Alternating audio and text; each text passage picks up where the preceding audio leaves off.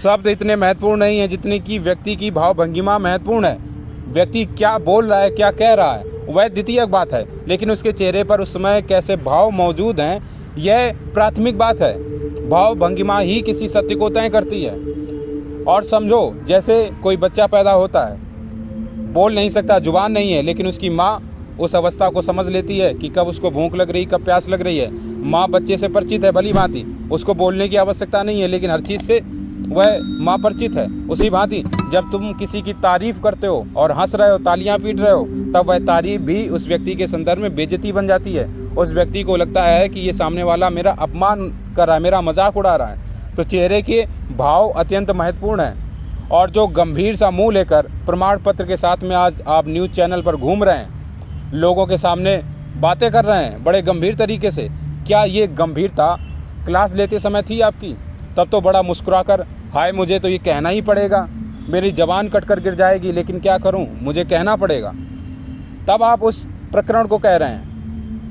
यही मुस्कुराहट अभी आज न्यूज़ चैनल पर लेकर आइए, उसी तरीके से बताइए। तब तो आपके व्यक्तित्व में कोई भेद नहीं है, अभी तो आप भेद दिखा रहे हैं। पीछे कुछ और भाव भंगिमा लेकर चीज़ें कर रहे हैं, कह रहे हैं, और यहाँ कोई दूसरी भाव भंगिमा लेकर चीज़ें कह रहे हैं। और अभी भी आप सत्य को लेकर सामने नहीं आए हैं, सिर्फ अपने आप को डिफेंड कर रहे हैं। आप अध्यापक हैं। मैंने कहा था कि किसी भी समाज के उत्थान और पतन की जिम्मेदारी वहाँ के अध्यापक, वहाँ के गुरुओं पर पहले नंबर पर आती है, और आप एक जिम्मेदार व्यक्ति हैं। यदि आप किसी प्रकरण को कह भी रहे हैं, किसी वाक्य को कह रहे हैं, उसके स्रोतों की प्रामाणिकता को जांच लेना चाहिए।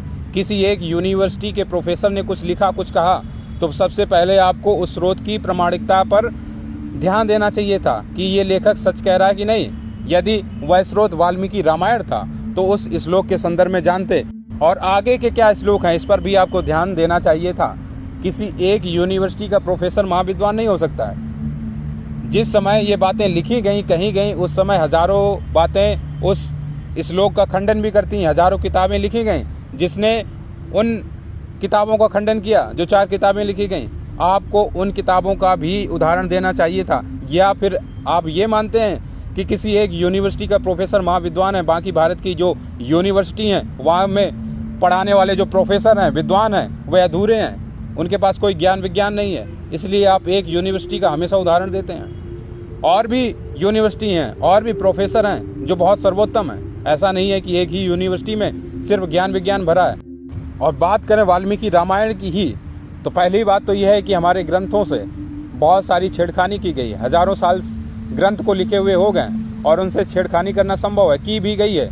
समझो जैसे 10 कवि पैदा होते हैं एक साथ और 10 प्रकार की कविताएं लिखते हैं, लेकिन एक कवि कोई नई कविता लिखता है, लेकिन वैसी ही कविता कोई दूसरा भी लिख सकता है, उसके साथ छेड़खानी भी कर सकता है। जैसे कोई दीवाना कहता है, कोई पागल समझता है, इसके साथ आप चाहें तो छेड़खानी कर सकते हैं। पागल की जगह दूसरा लिख दो और दीवाना की जगह दूसरा शब्द प्रयोग कर दो, कविता बदल जाती है। कह दीजिए कोई भिखारी समझता है, कोई राजा समझता है, कविता का मूल तत्व नष्ट हो जाएगा। उसी भांति पहले संस्कृत बोली जाती थी, संस्कृत समाज था, समाज में अधिकतर लोग संस्कृत बोलते थे, या ये कह लो कि संस्कृत ही समाज में बोली जाती थी। तो जो कवियों ने, लेखकों ने संस्कृत में चीज़ें लिखी हैं, तो उनके साथ छेड़खानी करना संभव है। जैसे कोई दीवाना कहता है, कोई पागल कहता है, कि संदर्भ में हम छेड़खानी कर सकते हैं, उसी बात ही वाल्मीकि रामायण में जो श्लोक लिखे गए उसके साथ छेड़खानी करना संभव है, किया जा सकता है। और मान भी लें कि वाल्मीकि रामायण में ये सत्य लिखा हुआ है, तो फिर आगे के जो श्लोक हैं वो इसी श्लोक का खंडन भी करते हैं। वो बताते हैं कि राम की जो मनोवैज्ञानिक दशा है, वाल्मीकि वास्तव में यहाँ पर मनोवैज्ञानिक साबित होते हैं। जो राम के मन में द्वंद्व चल रहा है उसके संदर्भ में चर्चा करते हैं। वो आगे बताते हैं कि राम सीता को लेकर क्या विचार रखते हैं। वह कहते हैं कि जिस प्रकार से सूर्य का कोई महत्व नहीं है उसकी आभा के बिना, उसकी प्रभा के बिना, उसी भांति प्रभा का कोई अस्तित्व नहीं है सूर्य के बिना, वही राम और सीता हैं। राम के बिना सीता का कोई अस्तित्व नहीं है और सीता के बिना राम का कोई अस्तित्व नहीं है। आगे कहते हैं राम कि रावण ने सीता को शरीर से तो छूने का दुस्साहस कभी किया ही नहीं, और मन से भी रावण कभी सीता को छू ना सका। ऐसी बातों का भी उल्लेख है। यदि आप इतने ही स्पष्टवादी हैं, इतना ही राम के समर्थक हैं, राम को मानते हैं, तो सारी चीज़ों को आप बोलिए। रामायण में इन बातों का भी उल्लेख है, कैसे वो धनुष बाण का प्रयोग करके बाण से अग्नि निकाल रहे हैं। उस पर तो कभी आपने मंथन नहीं किया, कभी विचार नहीं किया। यूरोप से सामने मिसालें तुम्हारी खपड़ी पर आकर लटक गईं। तुम्हारे सर के सामने यूरोप ने मिसाइलें बनाकर लटका दी। आज देख रहे हो कि मिसाइलों से अग्नि निकल रही है, सारी चीज़ें हो रही हैं। बड़े बड़े हथियार बना लिए। रामायण में इन चीज़ों का उल्लेख था, ऐसे विमानों का उल्लेख था। क्या उस पर मंथन किया गया? क्या उस पर विचार किया गया? क्या उस पर खोज की गई? जो वास्तव में समाज को आकाश की ऊंचाइयों में ले जा सकता था, उन बातों का जिक्र नहीं किया, उन बातों का कोई महत्व नहीं रखा गया, उन बातों पर मंथन नहीं हुआ, उन बातों पर वैज्ञानिक प्रयोग नहीं किए गए। जो नकारात्मक पक्ष है बस उसी को लेकर आ जाओ, जिससे समाज आगे बढ़ेगा। पहली बात तो नकारात्मक है नहीं, लेकिन आप मानते हैं तो उसी पक्ष को लेकर समाज में क्यों आ रहे हो? इससे तो समाज और दूषित होगा और नीचे गिरेगा। और भी बातों का जिक्र है रामायण में, जिन पर हम प्रयोग करके अपने समाज का उत्थान कर सकते हैं, अपने समाज को ऊंचाइयों पर ले जा सकते हैं। उन बातों का आप जिक्र नहीं करते हैं। और रामायण की शुरुआत ही होती है, भय प्रकट कृपाला दीन दयाला, यानी कौशल्या तुम्हारे गर्भ में स्वयं नारायण उतर रहे हैं। तो स्वयं जब प्रभु उतर रहे हैं तो फिर बाकी बातें तो लीला हो जाती हैं। क्योंकि रामायण जब शुरू हो रही है तो उसके पहले जो बातों का जिक्र है कि जया विजया को सनकादिक मुनियों ने श्राप दिया है कि तुम कुंभकर्ण और रावण के रूप में राक्षस बनोगे और तुम्हारा उद्धार करने के लिए परमपिता परमेश्वर राम के रूप में अवतरित होंगे। तो सारी जब बातें लिखी गई हैं तो फिर ये तो लीला हो गई। उनमें क्या वास्तविकता है, उनसे हम अपने जीवन को कैसे आगे बढ़ा सकते हैं, इस बात का उल्लेख कीजिए।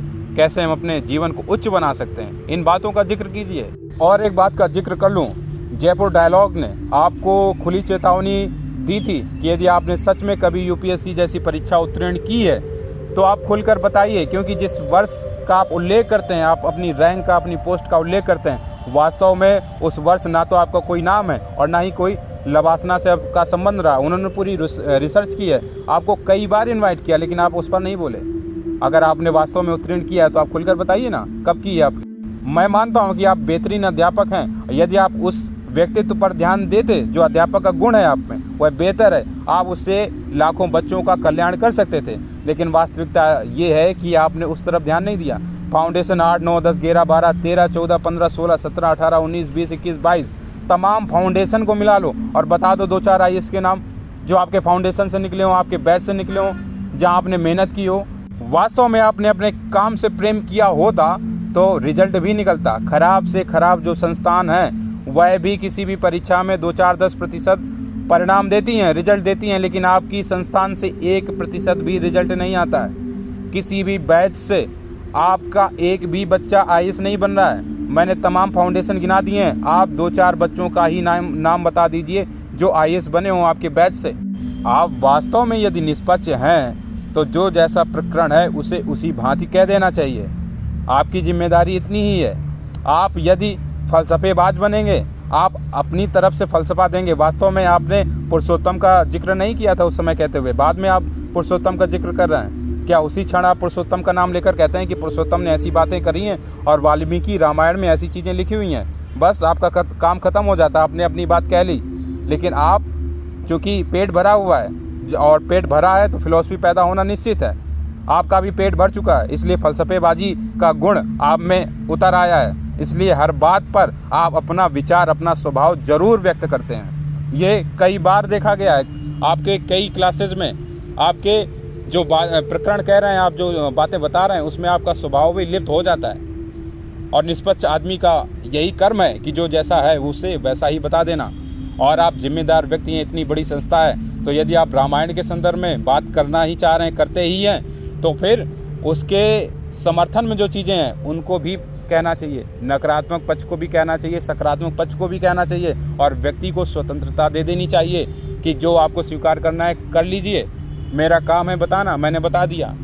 लेकिन आप इतने पर नहीं रुकते हैं, आप सीधे विचार दे देते हैं, विचारधारा बना देते हैं। तो जो आपका काम है उस पर आपका ध्यान होना चाहिए। और यदि आप ऐसे सेंसिटिव मुद्दों को उठाते हैं जिसको आप जानते हैं भली भांति कि यह लोगों की आस्था से जुड़ा हुआ मुद्दा है, उस पर आपको बहुत सावधानी पूर्वक बातें कहनी चाहिए। तमाम अध्यापक हैं जो इन मुद्दों का जिक्र करते हैं, लेकिन वह भाव भंगिमा चेहरे पर दूसरी रखते हैं। आपकी भांति हंसते मुस्कुराते ये चीज़ें नहीं कर रहे हैं। आप तो अट्टहास कर रहे हैं सीता के संदर्भ में बातें करते समय।